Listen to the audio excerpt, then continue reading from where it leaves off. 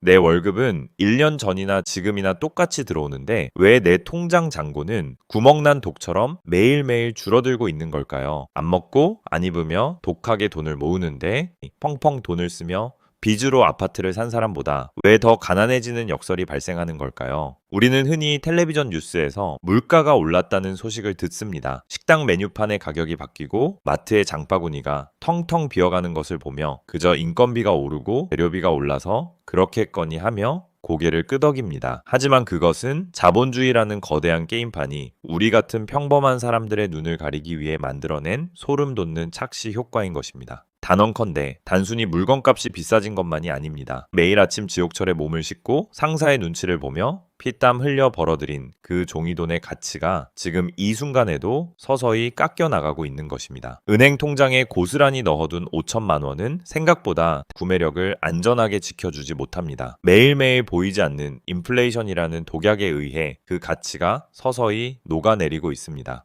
어릴 적 부모님들은 항상 우리에게 이렇게 말씀하셨죠. 돈이 생기면 허튼 데 쓰지 말고 무조건 차곡차곡 은행에 저축해라. 물론 한국 경제가 고속으로 성장하고 은행 이자가 10%를 훌쩍 넘어가던 과거에는 그 말이 유일하고도 완벽한 정답이었을지 모릅니다. 하지만 지금 20, 30대 직장인들은 단 한 번도 경험해보지 못한 아득한 과거의 이야기입니다. 세상에 돌아다니는 돈의 양이 꾸준히 팽창하고 세후 이자가 물가를 겨우 따라잡는 지금 은행에 가만히 돈을 모셔두는 행위는 눈뜨고 코를 베어가는 자본주의의 링 위에서 스스로 두 손을 묶고 샌드백이 되겠다고 선언하는 것과 다를 바 없습니다. 도대체 왜 평범한 사람들의 등골을 빼먹는 이런 끔찍한 일들이 벌어지는 걸까요? 국가의 경제 위기가 찾아오거나 선거철이 다가오면 정부와 중앙은행은 죽어가는 경기를 살린다는 명목 아래 통화정책과 재정정책으로 돈의 흐름을 크게 바꾸곤 합니다. 이 과정에서 막대한 유동성이 시장에 풀려나는 순간 조용한 재앙의 서막이 오릅니다. 세상에 돈이 흔해진다는 것은 곧 그 돈의 가치가 하락한다는 것을 의미합니다. 다이아몬드가 길거리에 굴러다니는 돌멩이처럼 흔해지면 아무도 그것을 비싼 값에 사지 않는 것과 똑같은 이치인 것입니다. 희소성이 희미해진 종이돈은 더 이상 신성한 노동을 완벽하게 보상해주지 못합니다. 물론 한국은행도 물가를 잡기 위해 노력하지만 연간 2%라는 정상적인 물가 상승조차도 10년이 쌓이면 원화 가치를 크게 깎아내립니다. 이것이 바로 인플레이션이라는 고급스러운 경제 용어로 포장되어 있지만 사실상 우리 모두에게 부과되는 보이지 않는 세금인 것입니다. 우리는 매달 월급날이 되면 통장에 찍힌 숫자를 보며 안도합니다. 이번 달도 무사히 버텼구나 생각하며 소박한 저녁 식사로 스스로를 위로하곤 하죠. 하지만 통장에 찍힌 그 숫자는 완벽한 착각입니다. 숫자는 단 1원도 줄어들지 않았지만 그 숫자로 살 수 있는 쌀과 고기와 집 한 채의 크기는 이미 쪼그라들었기 때문인 것입니다. 도둑이 내 집에 들어와 텔레비전을 훔쳐가면 우리는 분노하며 경찰에 신고를 합니다. 하지만 인플레이션이라는 도둑은 우리 집 현관문을 부수지도 않고 지갑을 찢지도 않습니다. 그들은 오직 돈이 가진 힘, 즉 구매력만을 쪽쪽 빨아먹고 껍데기만 남겨두는 가장 악랄한 방식을 사용합니다. 그렇기 때문에 대다수의 사람들은 자신이 매일 구매력을 빼앗기고 있다는 사실조차 인지하지 못한 채 정부의 물가 안정 대책이라는 헛된 약속만 믿고 기다리는 것입니다. 자본주의는 기본적으로 돈의 가치를 하락시켜 자산을 가진 자에게 부를 이동시키는 시스템입니다. 누군가의 빚이 누군가의 자산이 되고 누군가의 무지가 누군가의 막대한 수익으로 직결되는 냉혹한 야생의 세계인 것입니다. 이 피 튀기는 전쟁터에서 순진하게 착한 사람으로만 남으려 한다면 가족을 결코 지킬 수 없습니다. 아침에 눈을 떠서 밤에 잠들 때까지 우리는 숨만 쉬어도 돈이 빠져나가는 세상에 살고 있습니다. 절대 게으르거나 무능해서가 아닙니다. 우리가 경제가 돌아가는 진짜 원리를 모르고 자본주의의 잔혹한 룰을 단 한 번도 정규 교육을 통해 제대로 배운 적이 없기 때문인 것입니다. 땀 흘려 일하는 노동의 가치는 숭고하지만 그 대가로 받은 돈의 가치를 방어하고 지키는 방법을 모른다면 평생을 보이지 않는 자본의 노예로 살다 비참하게 끝날 수밖에 없습니다. 돈을 꽉꽉 틀어쥐고 모으기만 하는 자는 서서히 가라앉는 느린 벼락거지가 되고 그 돈의 실체를 깨닫고 실물 자산으로 바꾼 자는 불을 거머쥐는 이 가혹한 역설의 세계에서 우리는 과연 어떻게 살아남아야 할까요? 최근 몇 년간 부동산과 주식시장의 조정 그리고 매서운 금리 인상으로 무리한 비투의 위험성도 여실히 드러났습니다. 단순히 빚을 내면 무조건 이긴다는 과거의 환상에서 벗어나 이제는 그 근본적인 원인을 뼛속 깊이 깨달아야만 합니다. 오늘 이 영상을 끝까지 시청하신다면 지갑을 조용히 털어가던 보이지 않는 도둑의 멱살을 제대로 쥐어잡고 잃어버린 내 돈의 권리를 되찾아 진짜 부의 추월차선으로 방향을 완전히 틀게 될 것입니다. 단순한 경제 이론이 아니라 생존이 걸린 이 소름 돋는 자본주의의 비밀을 낱낱이 파헤치기 전에 경제학 에이스 채널 구독과 좋아요 한 번씩 부탁드리겠습니다. 내 주머니의 돈은 100원짜리 하나 사라지지 않았는데 왜 내가 살 수 있는 물건의 개수는 점점 줄어드는 걸까요? 도대체 누가 내 지갑에 빨대를 꽂고 내 소중한 구매력을 훔쳐가고 있는 걸까요? 이 끔찍한 마술의 비밀을 풀기 위해서는 돈이라는 것의 진짜 정체를 낱낱이 해부해 보아야만 하겠습니다.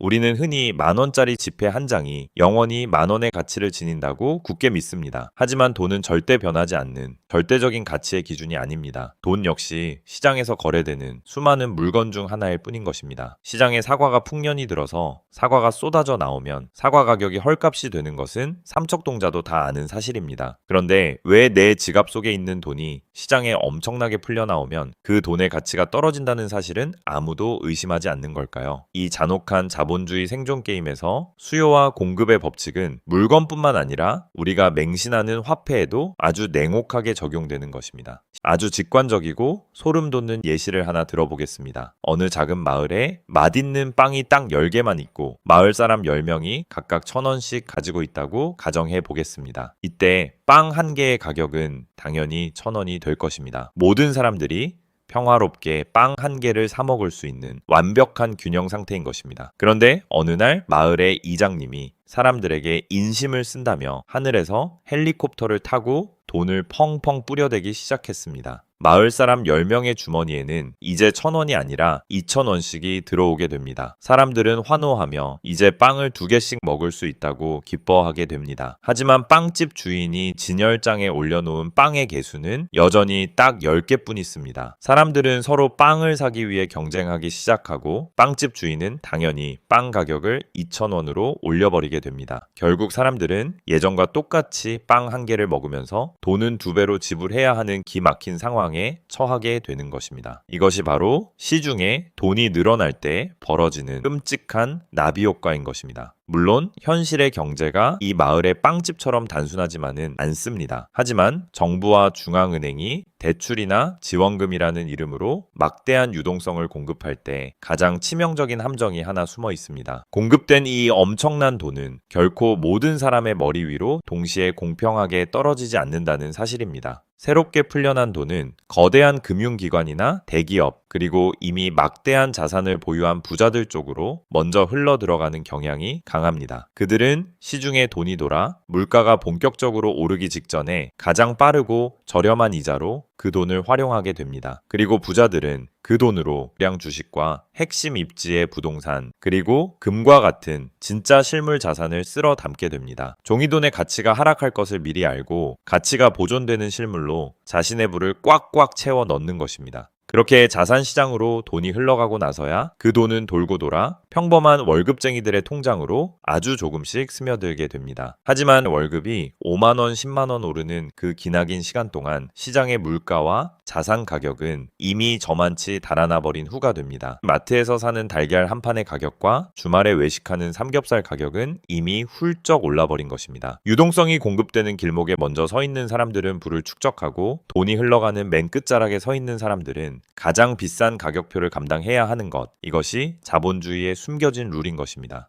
결국 인플레이션이라는 것은 저축만 하는 서민들의 구매력을 서서히 깎아내려 부를 이동시키는 아주 은밀한 장치인 것입니다. 여기서 우리는 자본주의의 가장 뼈아픈 역설을 마주하게 됩니다. 10년 동안 안 먹고 안 입으며 1억 원을 모았다고 가정해 보겠습니다. 10년 전에 1억 원으로는 제법 번듯한 전셋집이라도 구할 수 있었지만 지금의 1억 원으로는 선택지가 훨씬 초라해진 것이 현실인 것입니다. 피와 땀이 서린 그 1억 원의 가치는 시장에 누적된 인플레이션을 막고 서서히 깎여 나가버린 것입니다. 이 잔혹한 시스템은 오랜 시간 누적되면서 현금을 쥐고 있는 사람에게는 불리하고 영리하게 자산을 깔고 앉은 사람에게 유리한 결과를 낳아왔습니다. 물가 상승률이 대출 금리를 훌쩍 넘어설 때는 빚의 체감 무게마저 깃털처럼 가벼워지는 현상도 발생합니다. 부자들은 바로 이 원리를 뼛속까지 이해하고 남의 돈을 끌어당겨 자산을 사들이기도 합니다. 물론 최근처럼 금리가 높고 자산 가격이 널뛰는 시기에 타이밍을 잘못 맞춘 비투는 파산으로 끌고 가는 독약이 됩니다. 하지만 장기적인 자본주의의 역사에서 현금의 가치는 하락하고 실물 자산의 가치는 우상향했다는 사실만큼은 절대 변하지 않습니다. 이것이 바로 완벽하게 돌아가는 자본주의라는 거대한 기계의 진짜 작동 원리 중 하나인 것입니다. 내 지갑의 구매력을 조용히 훔쳐가는 이 잔혹한 인플레이션의 파도를 겪다 보면 한 가지 무서운 의문이 머리를 스치게 됩니다. 그렇다면 이 달콤한 독약 같은 돈 찍어내기를 멈추지 못하고 끝없이 윤정이를 돌려버린 국가들은 도대체 어떤 끔찍한 결말을 맞이했을까요? 물론 정치인들과 중앙은행에게 돈을 찍어내는 권력은 세상에서 가장 달콤하고 끊기 힘든 유혹과도 같습니다. 국가 경제가 병들고 썩어가서 당장 뼈를 깎는 대수술이 필요한데도 수술의 고통과 유권자들의 비난을 감수하기 싫으니 돈풀기라는 진통제만 계속 처방하는 경우가 많기 때문입니다. 하지만 이 화폐 팽창이라는 진통제는 시간이 지날수록 무서운 내성이 생기게 됩니다. 역사적으로 국가가 화폐의 발행량을 완전히 통제하지 못하고 미친 듯이 돈을 뿌려대는 순간 하이퍼 인플레이션이라는 지옥문이 활짝 열리게 되는 사례들이 있었습니다. 물가가 1년에 100%, 1000%씩 치솟는 이 세상에서는 아침에 커피 한 잔을 마실 때의 가격과 저녁에 커피 한 잔을 마실 때의 가격이 완벽하게 달라지게 됩니다. 평생을 바쳐 모은 수억 원의 은퇴 자금이 하루아침에 달걀 한 판도 살 수 없는 휴지 조각으로 전락해버리는 것입니다. 지폐를 땔감으로 싸서 벽난로를 피우는 것이 나무 장작을 사는 것보다 훨씬 더 싸게 먹히는 기막힌 상황이 벌어지는 것입니다. 물론 지금의 한국 경제가 이 정도의 파국으로 치닫고 있다는 뜻은 결코 아닙니다. 우리가 지갑 속에 고이 모셔둔 5만 원권 지폐를 가만히 들여다보시길 바랍니다. 그 종이 자체에는 5만 원이라는 가치가 전혀 없습니다. 그것은 단지 대한민국이라는 국가가 이 종이를 가져오면 5만 원어치의 물건으로 바꿔주겠다라는 사회적 약속이자 신용일 뿐인 것입니다. 만약 우리가 이 거대한 돈의 흐름을 놓치고 멍하니 있다가는 내 자산의 가치가 소리 소문 없이 녹아내리는 것을 막을 수 없다는 경고는 여전히 유효합니다. 이런 파국과 하이퍼 인플레이션의 공포를 뼈저리게 겪은 현대의 경제학자들과 중앙은행은 하나의 교묘한 타협점을 찾아냈습니다. 바로 경제를 완전히 파괴하지는 않으면서도 사람들의 지갑에서 돈을 지속적으로 빼낼 수 있는 마법의 숫자, 연간 2%의 물가 상승 목표치를 설정한 것입니다. 왜 하필이면 0%도 아니고 2%의 인플레이션일까요? 물가가 아주 천천히 눈치채지 못할 정도로 오르면 사람들은 마음이 조급해지게 됩니다. 오늘 쥐고 있는 만 원의 가치가 내일이면 9,800원으로 떨어진다는 것을 본능적으로 느끼기 때문에 사람들은 돈을 장롱 속에 꽁꽁 숨겨두지 않고 서둘러 시장에 나가 물건을 사고 투자를 하게 됩니다. 이 적당한 물가 상승이야말로 소비를 촉진하고 기업의 공장을 돌리게 만드는 자본주의의 심장 박동이자 거대한 엔진인 것입니다. 만약 반대로 물가가 떨어지는 디플레이션이 온다면 사람들은 내일이면 물건값이 더 싸질 것이라 기대하며 지갑을 꽁꽁 닫아버립니다. 소비가 멈추면 공장이 멈추고 대규모 실업 사태가 발생하기 때문에 중앙은행은 세상을 멈추게 하는 디플레이션보다는 차라리 지갑을 천천히 털어가는 2%의 인플레이션을 필사적으로 선택할 수밖에 없는 것입니다. 하지만 자본주의라는 거대한 기계를 쌩쌩 돌아가게 만드는 이 긍정적인 인플레이션조차도 평범한 월급쟁이들에게는 러닝머신 위를 걷는 것과 완벽하게 똑같습니다. 숨이 턱턱 막히도록 죽어라 달려도 러닝머신의 속도, 즉 인플레이션의 속도보다 느리게 뛴다면 결국 뒤로 밀려나 떨어지고 말 것입니다. 물가가 1년에 2, 3%씩만 올라도 복리의 마법으로 10년이면 20, 30%가 훌쩍 넘어갑니다. 여기에 물가가 오르면 노동자들은 월급을 올려달라고 아우성을 치고 기업은 그 인건비를 다시 물건값에 전가하는 잔혹한 악순환이 시작됩니다. 내 월급은 찔끔 오르는데 점심값과 교통비와 집값은 눈덩이처럼 불어나며 목을 조르게 됩니다. 물가가 폭등해서 내 집값이 2배로 올랐다고 마냥 좋아할 일이 아닙니다. 집값만 오른 것이 아니라 생활비와 세금도 완벽하게 똑같이 폭등했기 때문에 삶의 질은 단 한 발짝도 나아지지 않았습니다. 오히려 늘어난 재산세와 각종 고지서가 날아오며 더욱 빈곤의 늪으로 밀어 넣게 됩니다.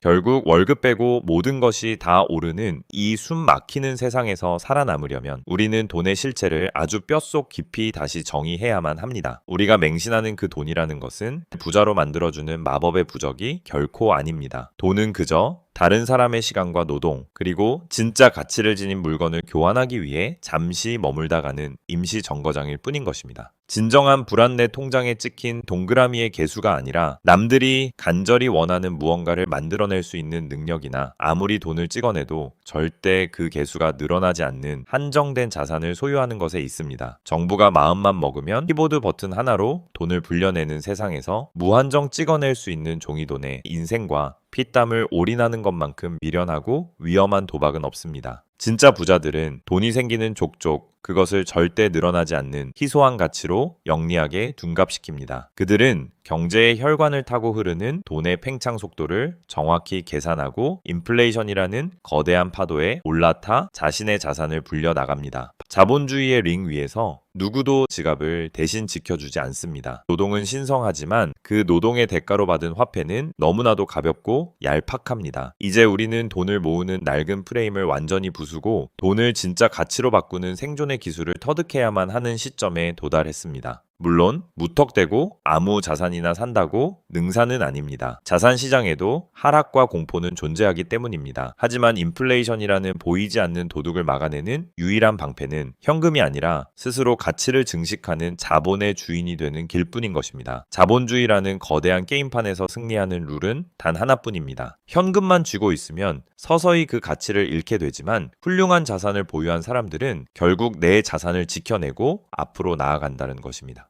우리는 지금까지 너무나도 순진하게 살아왔습니다. 내 땀과 눈물이 베인 노동의 대가를 그저 숫자에 불과한 종이돈으로 바꾸어 놓고 그것이 영원히 나를 지켜줄 것이라고 착각해 온 것입니다. 하지만 유동성이 멈추지 않고 시장에 돈이 쏟아지는 이 시대에 현금은 가장 빠르고 확실하게 녹아내리는 얼음 조각일 뿐입니다. 지갑을 조용히 털어가는 이 보이지 않는 도둑, 인플레이션의 진짜 얼굴을 이제는 명확하게 마주하셨을 거라 믿습니다. 진짜 고수들은 이 판의 룰을 원망하지 않고 오히려 그 룰을 이용해 자신의 부를 지켜냅니다. 돈의 가치가 더 떨어지기 전에 그 돈을 영원히 가치가 우상향하는 진짜 자산으로 재빠르게 바꿔치기 하는 것입니다. 그것이 주식이든 부동산이든 새로운 대체 자산이든 핵심은 단 하나입니다. 나 대신 시장에서 쉼없이 일하며 스스로 가치를 불려 나갈 수 있는 튼튼한 방패를 가지는 것입니다. 진짜 부를 향한 새로운 생존 전략을 짜야만 합니다. 세상의 돈이 어떻게 흐르고 있고 거대 자본이 어느 길목을 지키고 있는지 두 눈을 부릅뜨고 지켜보셔야 합니다. 오늘부터 당장 통장에 찍힌 숫자를 의심하십시오. 그리고 그 숫자를 어떻게 영원히 썩지 않는 가치로 바꿀 것인지 치열하게 고민하고 행동에 나서시길 바랍니다. 단순히 열심히 일하는 것만으로는 절대 부자가 될 수 없는 이 가혹한 자본주의 세상에서 자산을 깐깐하게 지켜내시길 바랍니다. 지금까지 긴 영상 시청해 주셔서 대단히 감사합니다.